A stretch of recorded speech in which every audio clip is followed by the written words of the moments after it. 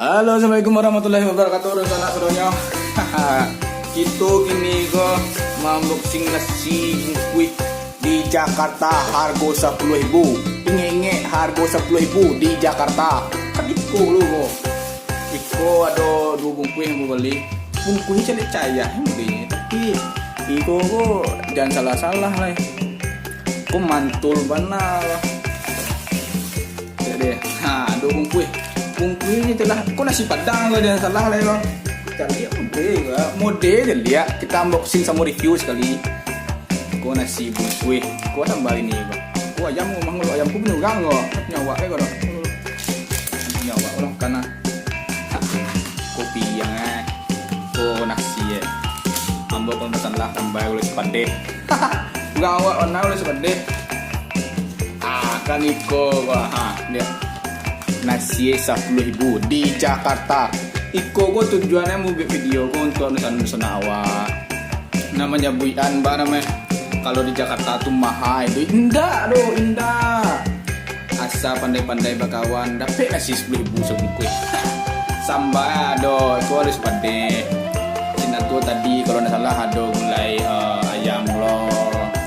Itu mengkue ugal-ugalan risiko kena lah kenyang di ayam tuh mengkue di kampung tuh nenek cayi kumbah 10.000 celik bingkai ulus padeh bingkai tekah kau mau beralek tapi kau aja kau rumah tidak luar bawa bagi sini kau mah lagi anak ada banyak lo ada di sana tinggal kalau mesti kau deh Iko di mulu coba dah di sana nak kau sambal macam-macam kau tu isi kacang pendek.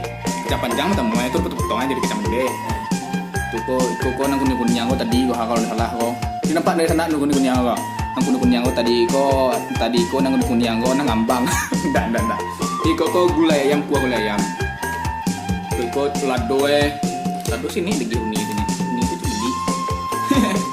Lado merah. Terkadang ada lado hijau ge. Kalau ni mengandak lado hijau.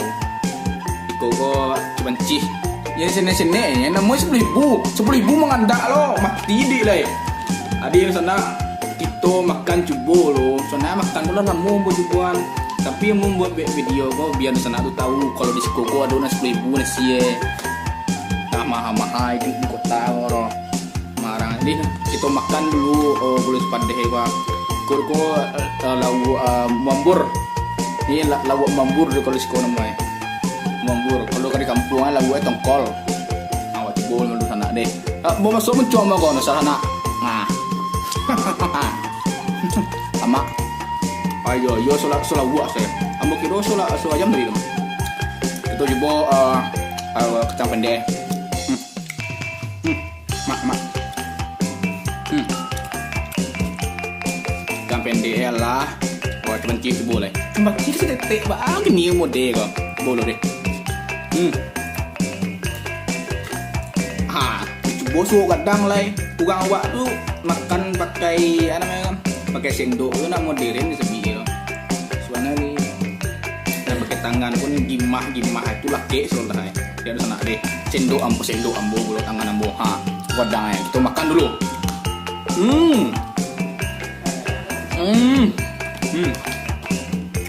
saya lah kalau di sebi kan singkat agak sih jangan namanya tu tahu beda nih kok soalnya kayak gini pun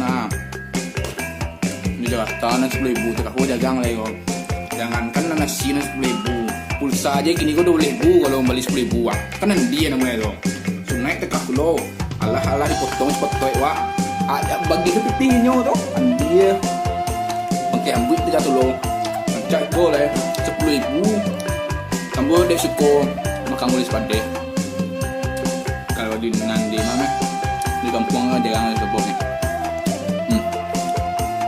mati di sana tu li setuju di sana anu 10.000 kau mode kau Iko kau di kampung kau apa laporan terkenal kayak sana ini kau kalah kakak so yang berasa kau mah soalnya kalau dari kampung kamai kau lah asan nasi dulu